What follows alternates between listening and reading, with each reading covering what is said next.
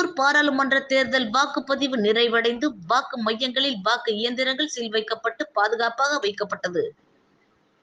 திருவள்ளூர் பாராளுமன்ற தனி தொகுதியில் வாக்குப்பதிவு நிறைவு பெற்றதை தொடர்ந்து பொன்னேரி அரசு ஆண்கள் மேல்நிலைப் பள்ளி உள்ளிட்ட பல்வேறு வாக்குச்சாவடி மையங்களில் மின்னணு வாக்கு இயந்திரங்களுக்கு சீல் வைக்கும் பணிகள் முகவர்கள் முன்னிலையில் நடைபெற்றது.